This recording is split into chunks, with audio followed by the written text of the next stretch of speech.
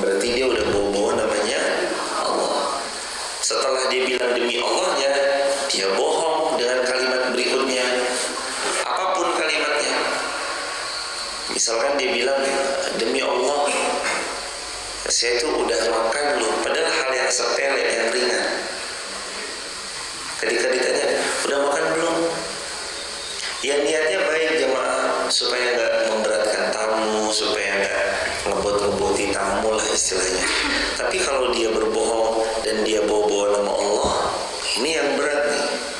Kalau dia hanya udah makan, udah tadi pagi makan, ya kan pagi, sekarang siang, ayo makan, nggak apa-apa. Tapi nggak usah bawa nama Allah. Tapi kalau bawa nama Allah, beratnya di situ, berbohong atas namanya Allah. Udah sholat belum? Demi Allah udah sholat, padahal belum. Ini yang PR. Tadi ngelihat, iya demi Allah saya ngelihat tadi di pasar tuh begini dan begitu. Jangan bawa nama Allah untuk perkara-perkara yang penting.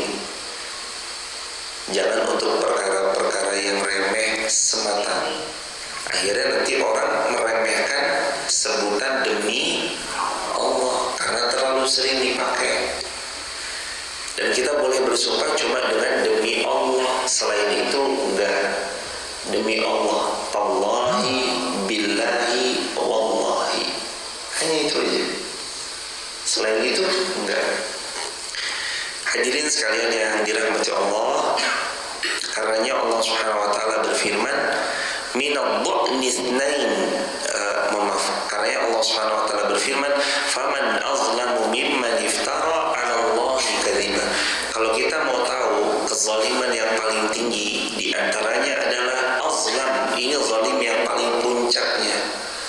Ketika seorang hamba berbohong, membawa-bawa namanya Allah. Faman azlam, siapa yang lebih zalim lagi? Artinya nggak ada yang lebih zalim kecuali orang ini nih, yang kezalimannya sangat tinggi. Mimman iftara 'ala Allahi kadziba. Siapa yang zalim? Kebangetan zalimnya yaitu mereka yang berdusta, berbohong, bawa-bawa namanya Allah. Liyudillan nas bighairi ilm, untuk nyesatin manusia tanpa ilmu, untuk membuat keliru manusia tanpa ilmu. Gak punya ilmu, nyesatin manusia tanpa ilmu. Ada seseorang menyesatkan manusia tanpa ilmu. Siapa mereka? Yang berbicara dengan bicara yang dusta, berucap dengan ucapan yang dusta, mengada-adakan sesuatu dengan ada-adaan yang dusta, dan mereka menyesatkan manusia dari jalannya Allah, menjauhkan manusia dari mengingat Allah. Akhirnya kan kita gak sadar hadirin, karena sudah tertawan kejahilan tuh kadang gak sadar manusia ini udah makin jauh dari Allah. Padahal kalau dia mau sadar dan mau kembali kepada Allah, dia bisa kembali kepada Allah. Karenanya ayat ini berbunyi, liyudillan nasa bighairi ilm, dan mereka menyesatkan manusia tanpa ilmu.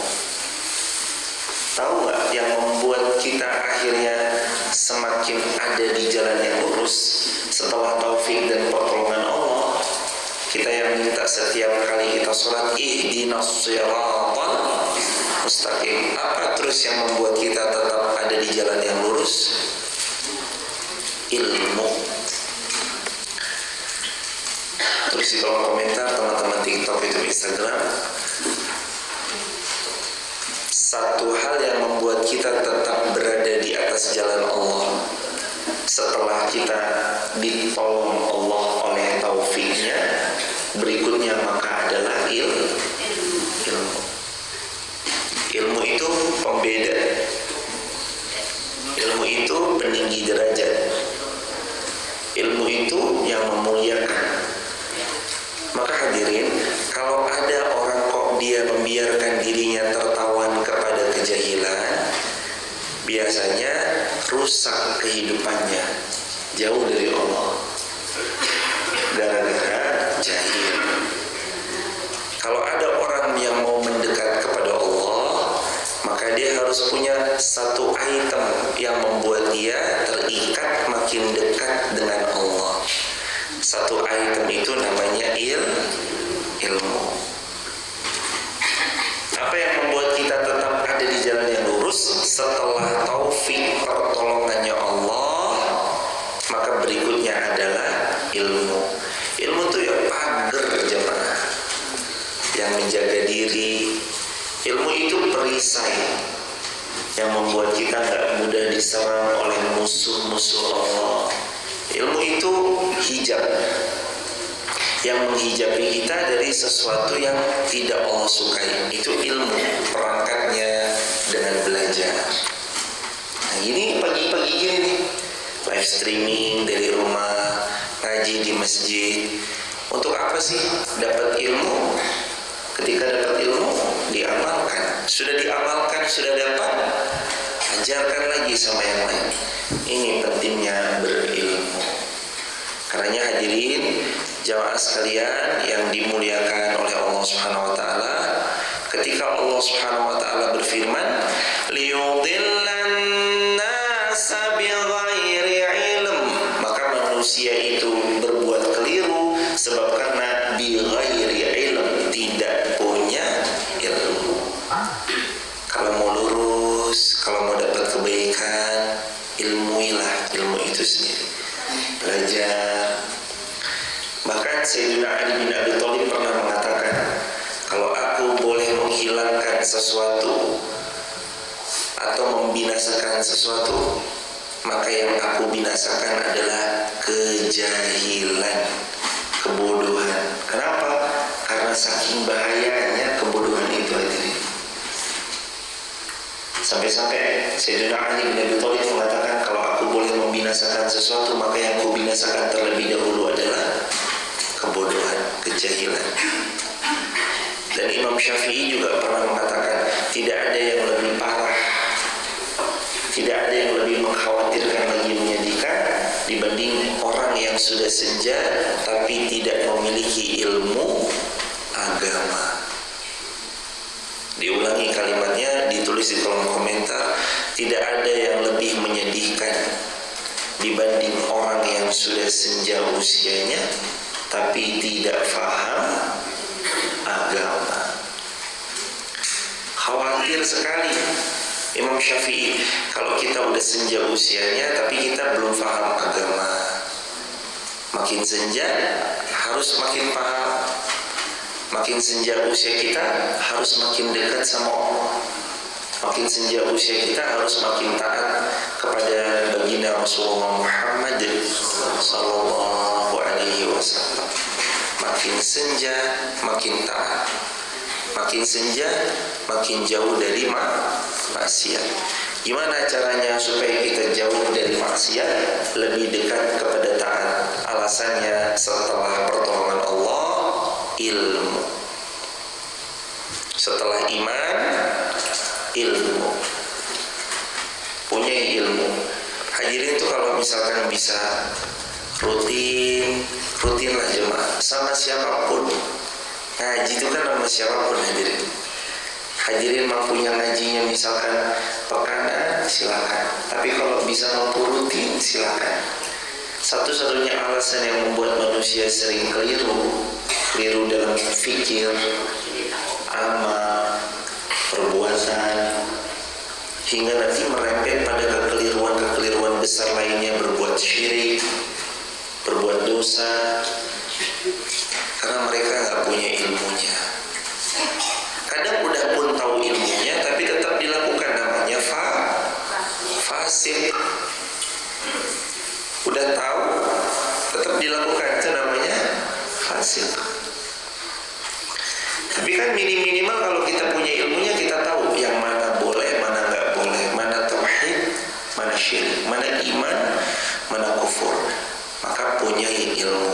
Ilmu itu penjaga, penerang, pengayom ilmu. Inna Allah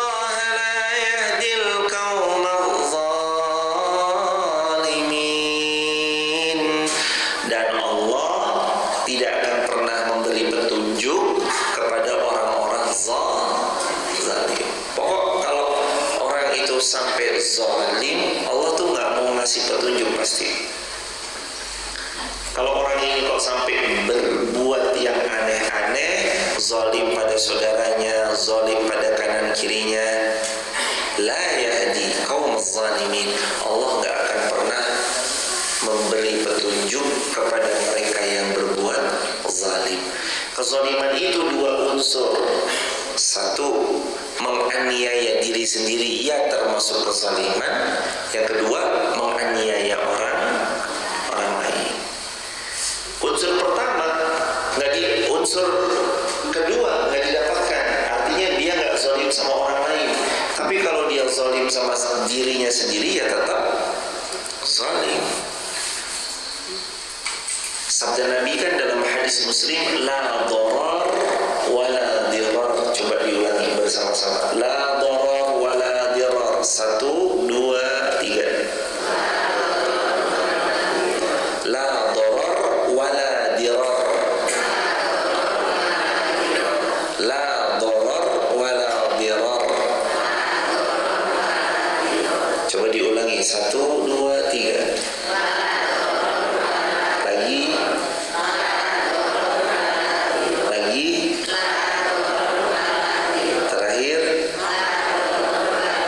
Sekali lagi,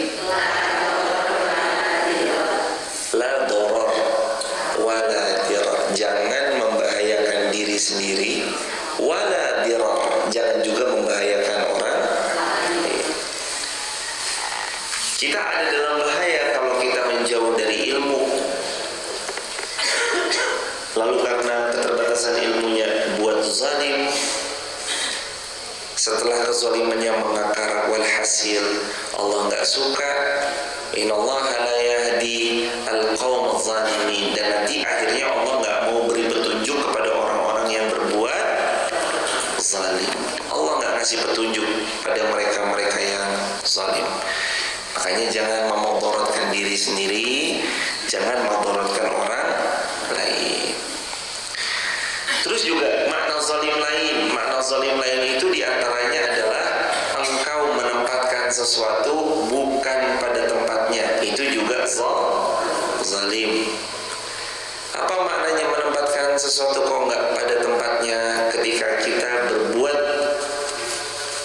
beramal atau melakukan sesuatu, di mana sesuatu yang dilakukan termasuk sesuatu yang tidak Allah sukai, zalim. Alhamdulillah. Ya hadikum muslim balakum. Ayat berikutnya hadirin. Qul la ajidu fima uhiya ilayya muharrama. Ayat 145. Katakanlah, tidak kudapati di dalam apa yang diwahyukan kepadaku sesuatu yang diharamkan untuk memakannya bagi yang ingin memakannya, kecuali daging hewan yang mati bangkai, darah yang mengalir, daging babi karena ia adalah najis, atau yang disembelih secara fasik, yaitu disembelih disebut nama selain Allah. Jadi yang namanya hewan ternak itu halal hukumnya selama dia bukan bangkai, selama dia bukan disembelih dengan nama selain Allah. Artinya kalau dia disembelih dengan menyebut nama Allah maka halal. Tapi kalau sembelihannya itu disembelih dengan cara yang fasik, gak nyebut nama Allah, maka dia jadi haram. Kemudian darah sama daging babi. Apakah daging babi itu berarti dagingnya saja, kulitnya juga kemudian halal? Kulitnya halal atau haram? Kulitnya haram. Kalau kulitnya, kan ini kan katanya walahmul khinzir, daging babi. Berarti apakah bulunya halal atau haram? Bulunya yang haram. Kalaupun tinggal secuil seujung kuku lalu dagingnya diperes sampai tetesan satu tetes minyak itu keluar, minyak setetesnya itu halal atau haram? Semuanya haram. Jadi lahmul khinzir bukan cuma dagingnya aja, tapi semuanya hadirin. semuanya, bulunya, kulitnya, kukunya, semuanya, dagingnya, dan bahkan ketika dagingnya dipres sampai hanya keluar satu tetes minyak babi, minyaknya pun haram. Minyaknya pun haram. Darah juga termasuk. Darah sesuatu yang Allah haramkan. Darah gak boleh dimakan.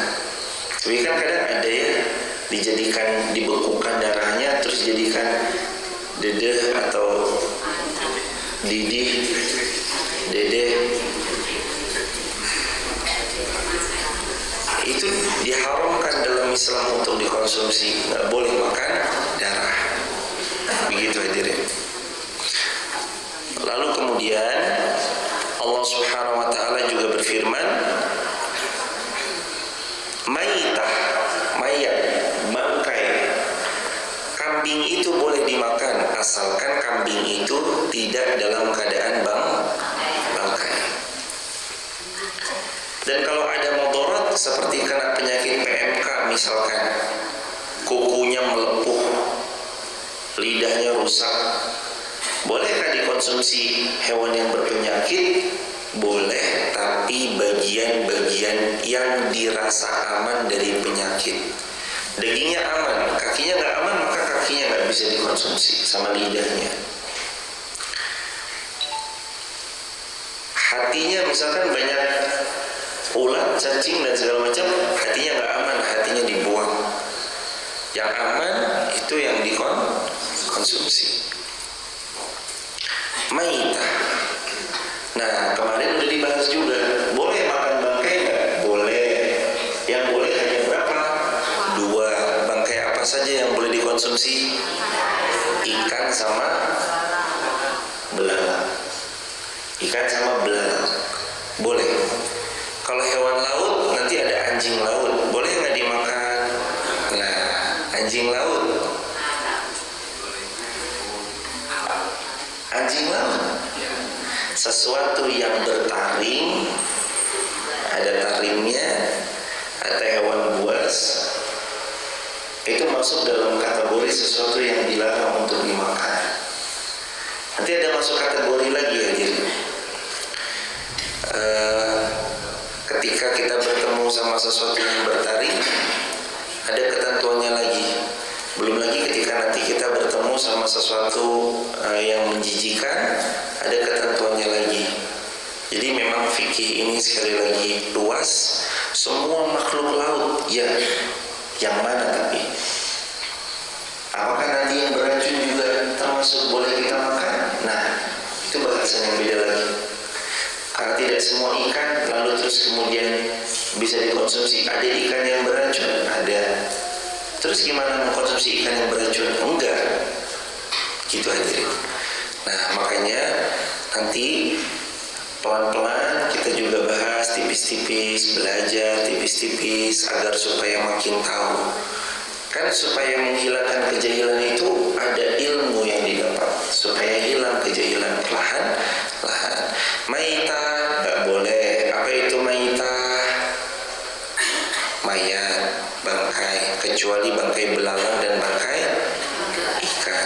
Bangkai ikan boleh, belalang boleh. Nah, belalang itu jadi hukumnya apa kalau dimakan? Halal, boleh belalang dimakan.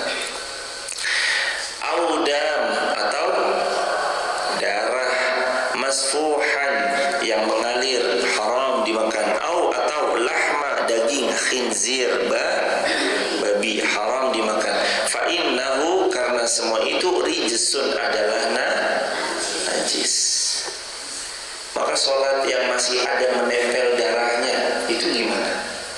Sebaiknya disekat semampunya. Contoh kejadian ketika kemarin kakinya terkena sesuatu, lalu kakinya berdarah, tapi telah tiba waktu sholat.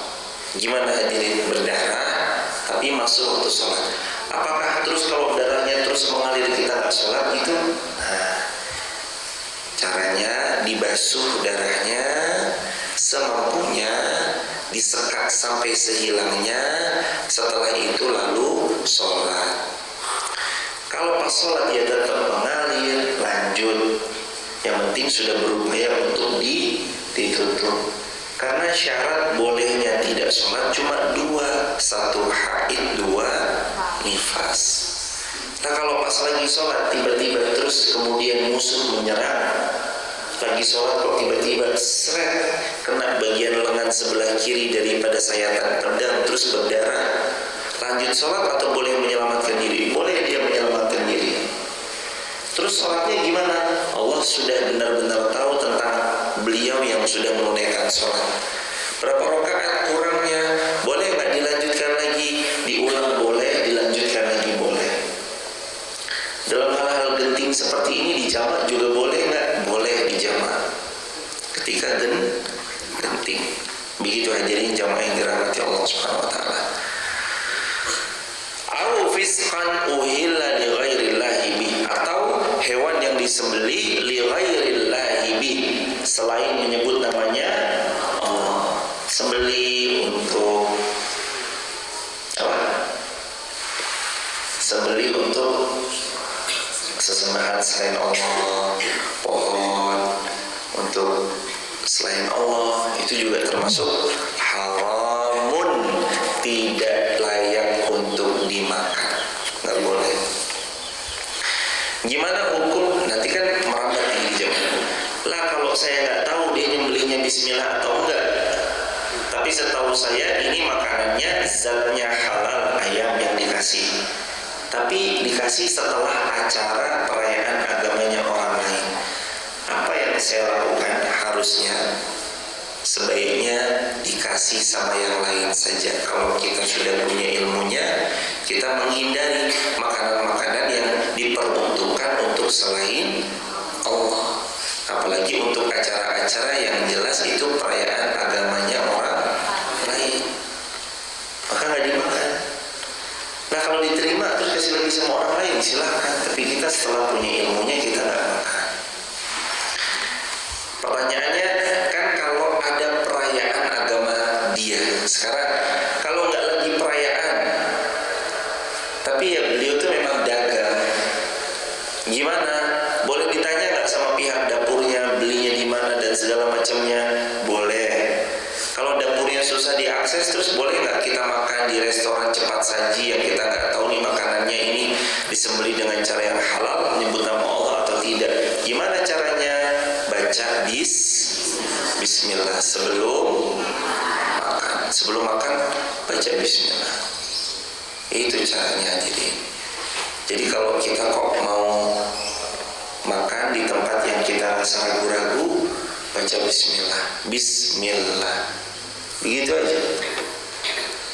Kalau sudah ragu-ragu itu sih sebenarnya ada hadis Nabi hadirin. Da ma yaribuk ila ma la yaribuk. Kata Nabi Muhammad, kalau ragu tinggalkan, beralihlah kepada apa yang yakin. Jadi kalau kita kok ragu nih restoran ini nih halal apa haram ya, pindah aja, cari yang pasti halal. Kecuali kalau kita tuh tinggal di negeri yang nggak ada, semua toko ini hampir rata-rata haram semuanya, nggak ada yang halal kecuali sulit.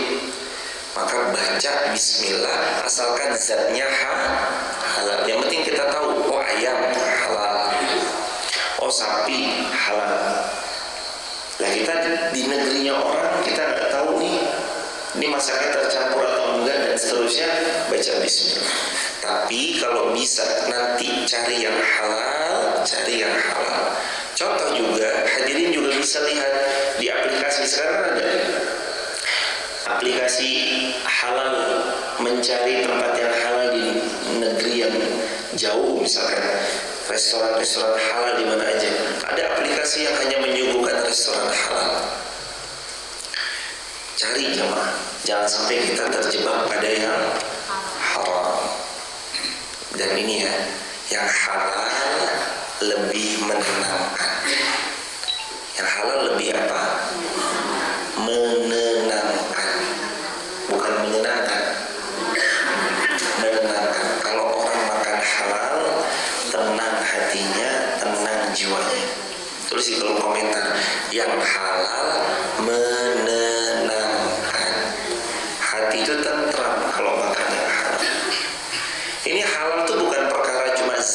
saja hadirin, tapi semuanya caranya halal, prosesnya halal, belinya dari uang halal.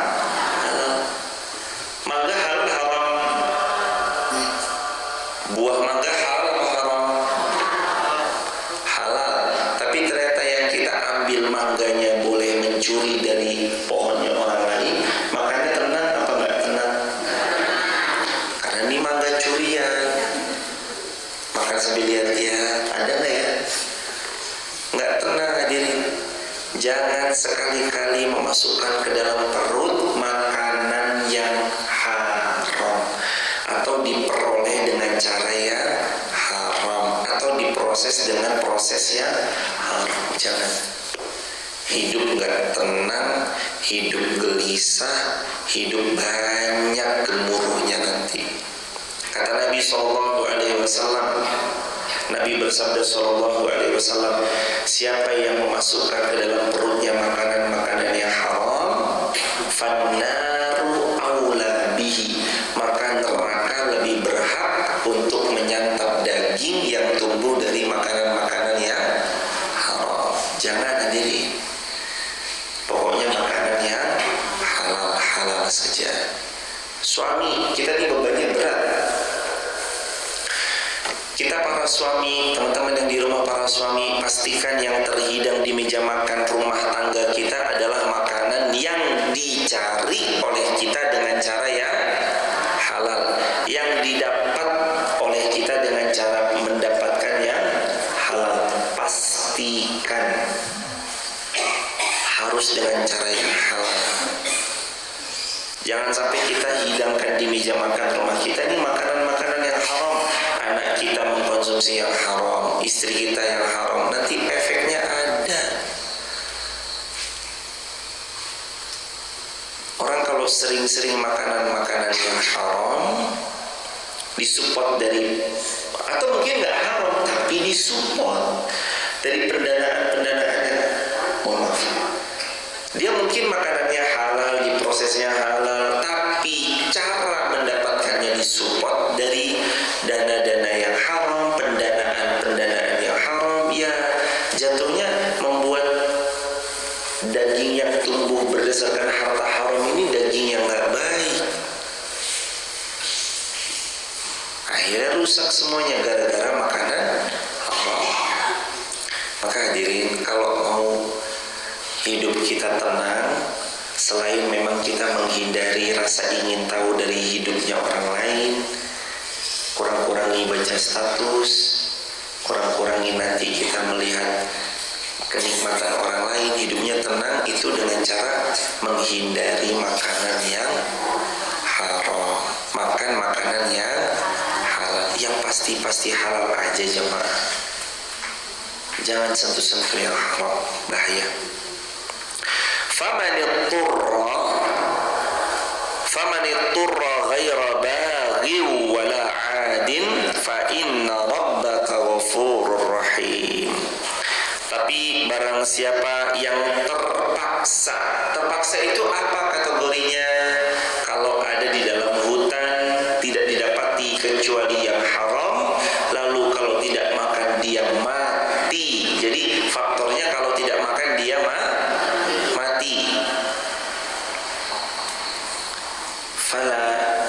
Faman yatturra, barang siapa yang terpaksa, ghaira baghin, bukan karena dia ingin. Jadi benar-benar terpaksa, bukan karena dianya ingin, tapi terpaksa. Wala adin, tidak pula melampaui batas. Yang penting dia terpaksa nih, kalau nggak makan babi mati di tengah hutan, benar-benar di tengah hutan, sulit mendapatkan makanan, dia udah hampir mati karenanya, yang ada dia dapat cuma babi. Wala adin, asalkan tidak melampaui batas. Jadi syaratnya tiga. Satu, terpaksa. Dua, bukan keinginannya sendiri. Tiga, tidak melampaui batas. Apa Allah berfirman dalam ayat ini? Fa inna rabbaka ghafurur rahim.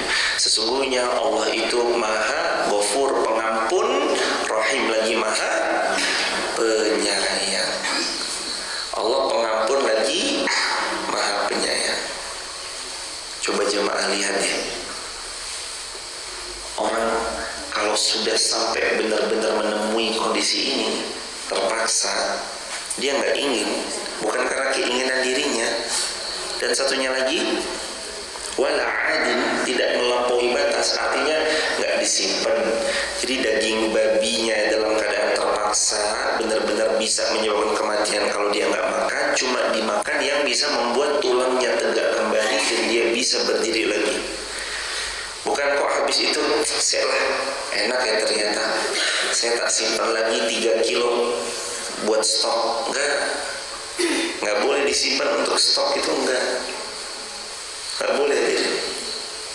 Makan secukupnya, benar-benar dalam keadaan darurat.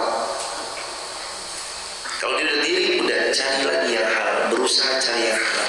Tapi ya insya Allah lebih banyak halalnya ya jamaah daripada yang haram. Lebih banyak halal daripada yang haram. Wala adin, yang penting tidak boleh melampaui batas. Fa inna rabbaka, sesungguhnya Tuhanmu Allah, Ghafurur Rahim, Maha Pengampun lagi Maha Penyayang. Terakhir, wa 'alal ladzina hadu harramna kulla dzi dhufur. Wa 'alal ladzina, dan kepada orang-orang Yahudi, hadu yakni orang-orang Yahud, haramna, kami mengharamkan kulla, setiap dzi dhufur, hewan yang berkuku tajam, wa minal baqarah, dari sapi-sapi, wal ghanam, dan domba-domba, haramna alaihim syuhumahuma, diharamkan atas mereka lemaknya, illa ma hamalat zuhuruhuma, kecuali yang melekat di punggungnya, awil hawaya, dan atas apa yang ada dalam perutnya, au makhtalata bi'azm, atau yang dengan tulang bercampur. Dzalika jazainahum, yang demikian itu kami hukum mereka, bibaghihim, karena kedurhakaan mereka. Wa inna lasadiqun, dan sungguh kami benar-benar maha benar. Untuk mereka yang melampaui batas, haram lemaknya. Ya tapi kalau untuk kita mah ya halal cuma. Untuk kita halal. Ceker ayam ada kukunya, halal haram?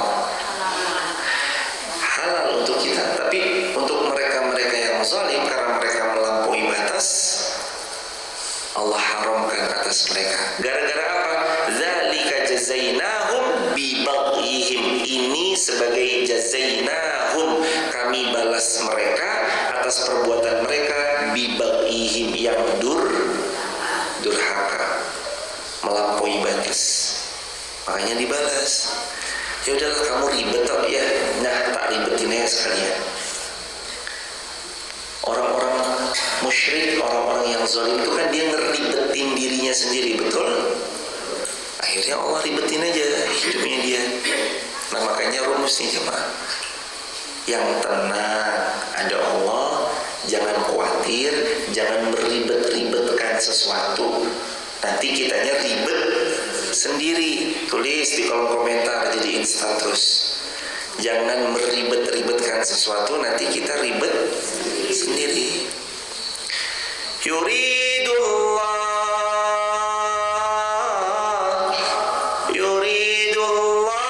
bikumul yusra wa la yuridu bikumul usra.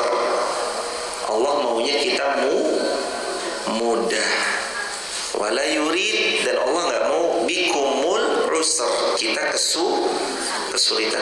Allah maunya kita mudah, Allah nggak mau kita sulit. Jadi jangan ribet-ribetin. Kalau kita ngeribet-ribetin akan sesuatu, nanti kita yang ribet sendiri. Agama ini mudah. Agama ini apa hadirin? Mudah, jangan dipersulit. Agama ini mudah loh jemaah, jangan dipersulit. Bangun sholat, bangun zikir, bangun tipis-tipis buka Quran, sebarkan kebaikan, ikut ngaji, belajar. Waktu duha, sholat duha. Yang kerja silakan bekerja, yang dagang silakan berdagang. Simple, ribet. Bani Israel, orang-orang kufur, orang-orang fasik, munafik, zindik, zalim, yang mereka karena meribetin dirinya sendiri, ya mereka ribet ya karena dirinya sendiri. Padahal Allah maunya gampang, mudah. Dzalika jazainahum, yang demikian itu kami balas mereka bibaghihim, karena durhakanya mereka.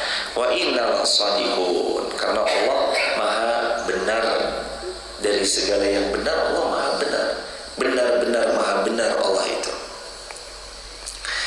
Yuk, mudahkan orang lain, gampangkan urusan orang lain, jangan dipersulit. Pesan Nabi, yassiru wa la tu'assiru, permudahlah dan jangan dipersulit.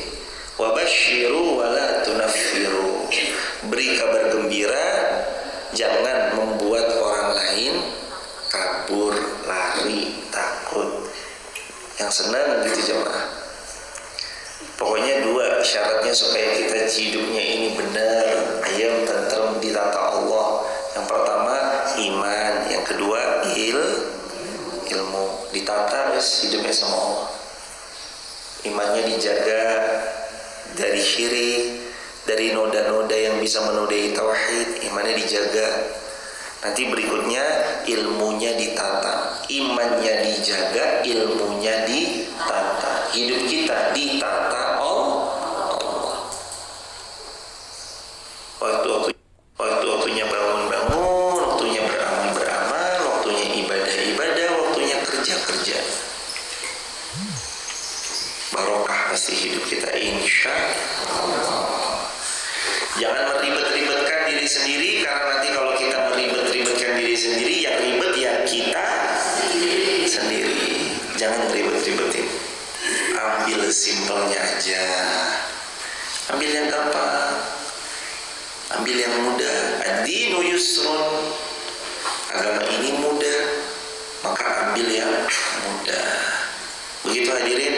Baik, sampai sini dulu jemaah. Dan kemarin pertanyaan Mas Edi sudah dijawab oleh Ustaz Ferry Septianto. Beliau alumni Universitas Islam Madinah, hafiz Quran plus memiliki beberapa sanad hadis, dan beliau menjawab bahwa apakah kalau kita mendonorkan darah kita termasuk ada hubungan sepersusuan atau saudara dan segala macamnya. Jawabannya tidak. Dan seperti itu yang didapati dari banyak kitab-kitab klasik dari para ulama, untuk yang mendonorkan darahnya tidak termasuk menjadi bagian mungkin sedarah dalam arti seperti sepersusuan itu, enggak. Kalau sepersusuan iya, menjadi mahram, menjadi dilarang untuk menikah. Tapi kalau saudara tidak. Artinya kita mendonorkan darah kepada orang itu tidak termasuk mahram. Begitu ya hadirin. Allahu a'lam bishawab. Barakallahu fikum. Ada yang mau bertanya? Waktu dan tempat untuk bertanya dipersilakan. Waalaikumsalam warahmatullahi wabarakatuh. Pertanyaan masalah perkumpulan amal itu, ada yang menjalankan haram untuk perkumpulan seseorang. Pertanyaannya, kalau kita mengumpulkan uang untuk lingkungan, itu umumnya yang saya pernah lakukan itu dulu untuk meraih dana untuk keselamatan bulan Suro, keselamatan di bulan itu bukan umpama, bulan bukan apa.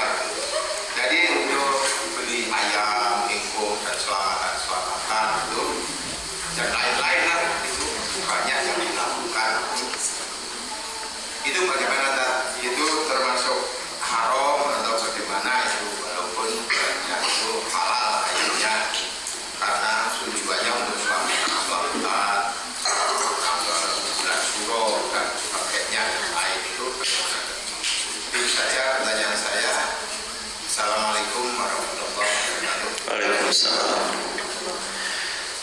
Sesuatu zatnya halal disembelih mengucap nama Allah dan diperuntukkan memang untuk Allah, didapat dengan cara yang halal, maka halal. Tapi kalau didapat halal, zatnya halal, tapi disembelihnya untuk selain Allah, maka kembali lagi ke dalam ayat Al-Quran surah Al-An'am ayat 145, uhilla li ghairillahi bihi, atau yang disembelih untuk selain Allah jatuhnya haram, gak boleh untuk dimakan.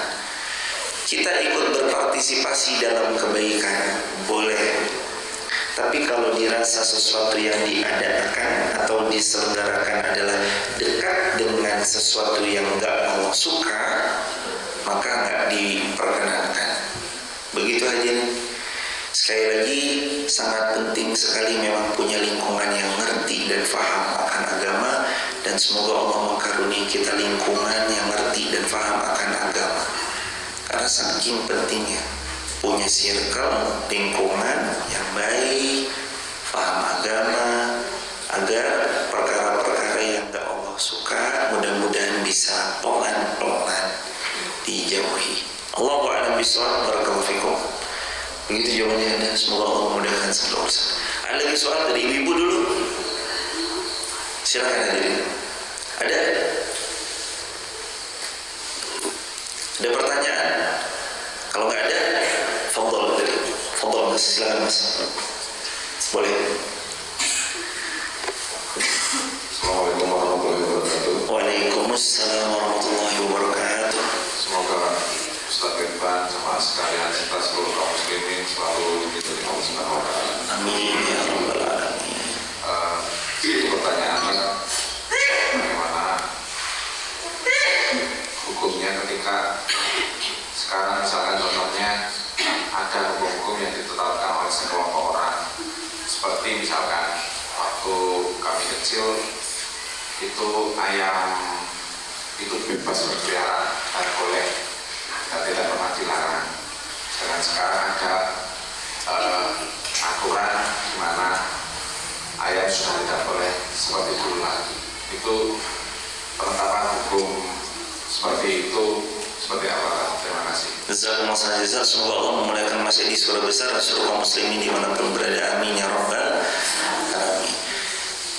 Tentang penetapan hukum yang manusia tetapkan, dulu ayam bebas berkeliaran, sekarang ayam harus benar-benar dijaga.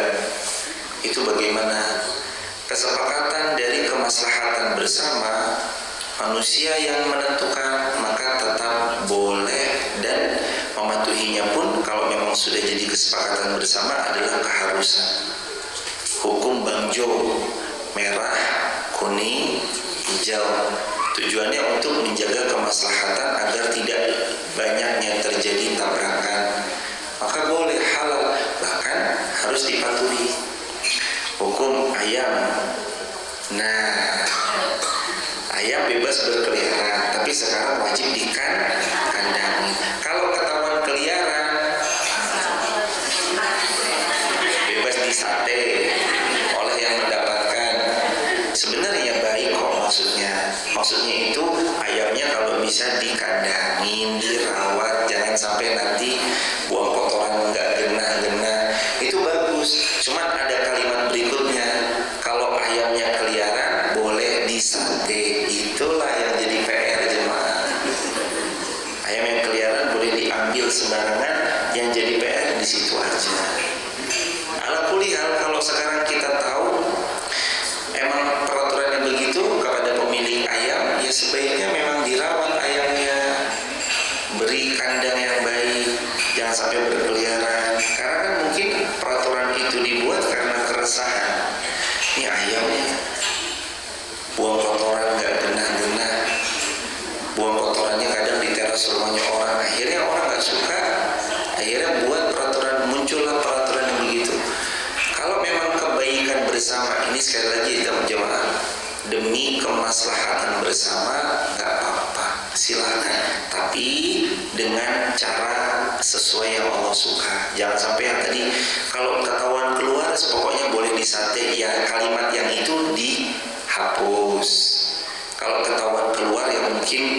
dendanya dipakai untuk RT-an, nggak apa-apa.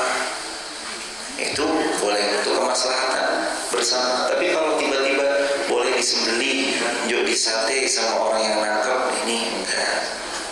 Aturan manusia kalau memang tidak bertentangan dengan ketetapannya Allah, bertujuan untuk menjaga maslahat umat, apalagi kita mendapatkan manfaat dengan peraturan itu, ada lampu merah, kuning, hijau, lebih tertib, akhirnya di perempatan lebih bagus, nggak tabrakan dan seterusnya, itu boleh dan silakan dipakai. Allahu a'lam bishawab.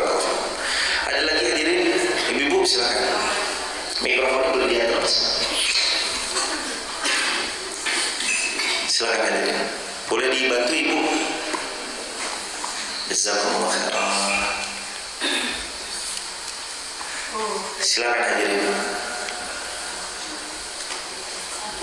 Assalamualaikum warahmatullahi wabarakatuh. Waalaikumsalam warahmatullahi wabarakatuh. Menyinggung masyarakat di berbohong.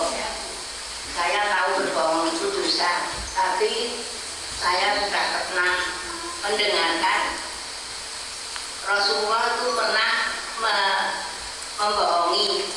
Sudah tahu itu memang bohong, tapi demi kebaikan orang lain. Contohnya ada orang yang mau mau dicari dipatingin, dibunuh, tapi dia tidak tahu dia menyembunyikan. Nah itu termasuk penang ataupun wajib, tapi dia demi keselamatan orang lain. Apakah itu namanya dosa ataupun tidak? Monggo. Jazakumullah. Ibu, terima kasih banyak. Semoga Allah memuliakan ibu sekeluarga besar dan seluruh kaum muslimin dunia akhirat. Semoga selalu semakin dimuliakan Allah. Amin ya rabbal alamin.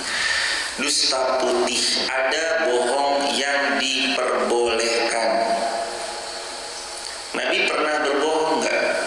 Nabi selalu jujur. Tapi dalam medan jihad berperang boleh. Siasah. Masa ya perang, nanti aku mau nyerang ya, siap-siap, kan enggak. Berperang ya siasat, ada manuver, ada bermain gimana caranya. Nah, terus mana yang bukan termasuk kebohongan, atau lebih tepatnya mana yang sejatinya tuh diperbolehkan dalam bicara yang notabene mungkin terkesan bohong, tapi sebenarnya ini bukan berbohong, melainkan diperbolehkan. Ada yang pertama, ketika dalam peperangan. Perang, silakan atur strategi yang baik. Ya masa perang jujur tuh kalah duluan kalau perang jujur cuma.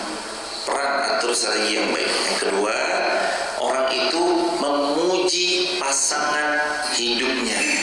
Suami muji istri, istri muji suami. Ibu, ya Allah, makin hari makin muda aja. Kok nggak tua-tua? Emang ada nggak kita yang nggak tua-tua? Ada, ya, tiap kita pasti tua hadirin. Makin tua makin cantik. Itu kan kalimat yang sebenarnya berlawanan sama fakta di lapangan, tapi diperbolehkan. Bercanda yang bahkan berpahala, bercanda sama pasangan. Terus satu lagi, menjaga nyawanya orang lain, tentu dengan syarat dia bisa dengan kalimat, contoh misalnya begini, ada orang mau dihilangin nyawanya. Ketika mau dihilangin nyawanya, dia lewat depan kita, ada orang ngejar di jamaah, kita duduk nih, orang ini terus kemudian bilang, tadi melihat nggak ada orang lewat di sini? Nah, terus kita berdiri, kita bilang, semenjak saya berdiri, saya belum melihat orang lewat di depan saya. Itu sebenarnya jujur atau enggak? Semenjak, kan ngelihatnya pas duduk, kan ngelihatnya orang lewat pas duduk, betul? Jadi dia berdiri toh. Semenjak saya berdiri, saya belum pernah lihat orang lewat, betul nggak? Ya sebenarnya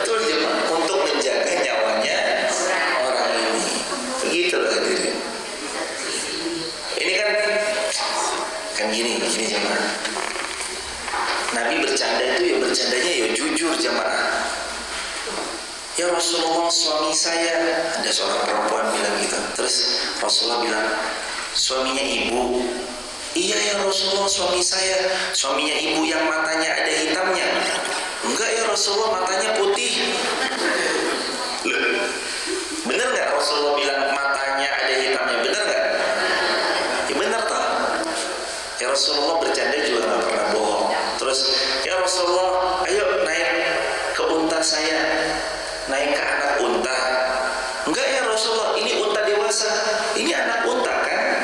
Enggak ya Rasulullah, ini unta sudah dewasa ya Rasulullah. Bagaimanapun unta dewasa itu anaknya unta, bukan? Ya. Artinya Rasul bilang unta dewasa pun anak unta, benar nggak hadirin? Benar. Jadi Rasul nggak pernah bohong ya hadirin. Rasul berstrategi dalam perang iya, tapi berbohong enggak. Bercandanya aja bercanda penuh kejujuran. Seorang nenek-nenek datang, itu hadis sahih itu. Hadis sahih riwayat Muslim. Nenek-nenek datang, ya Rasulullah, saya nanti masuk surga enggak? Nenek, kalau nenek-nenek enggak ada di surga, sedih dia.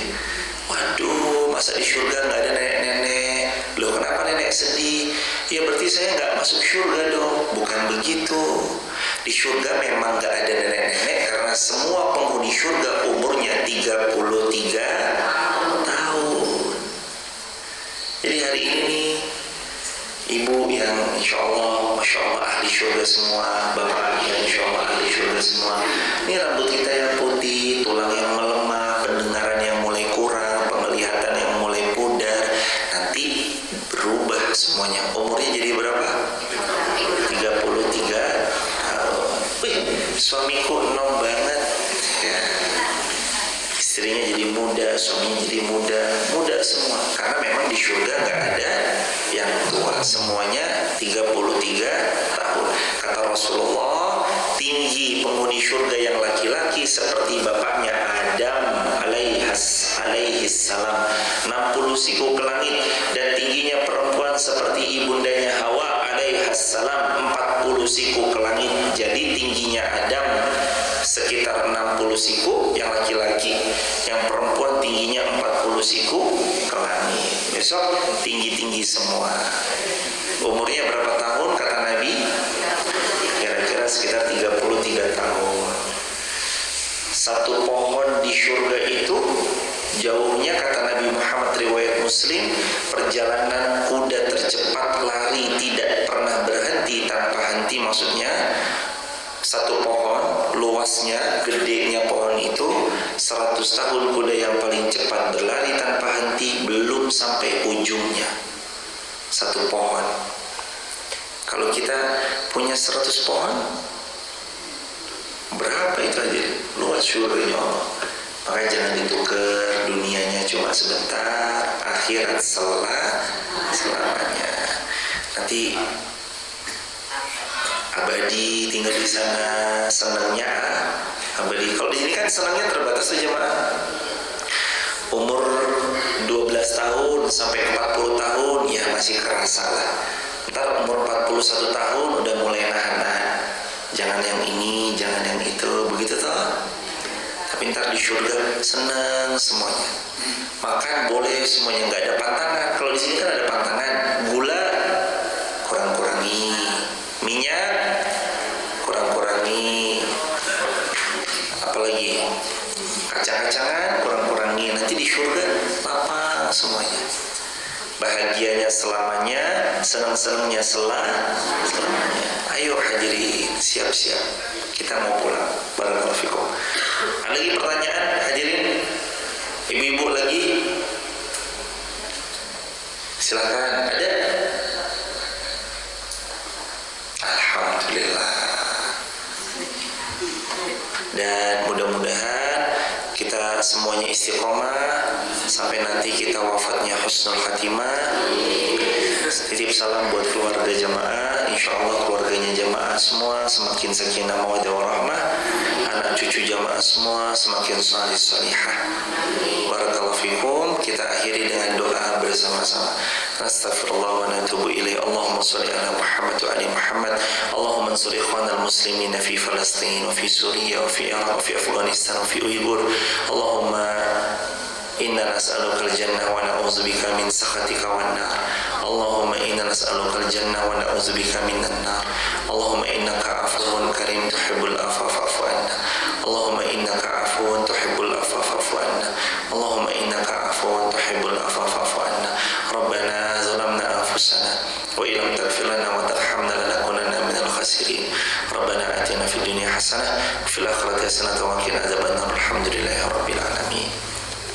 Diakhiri dengan hamdalah bersama-sama. Alhamdulillahirabbil alamin. Kafaratul majlis. Subhanakallahumma bihamdika asyhadu an la ilaha illa anta astaghfiruka wa atubu ilaik. Assalamualaikum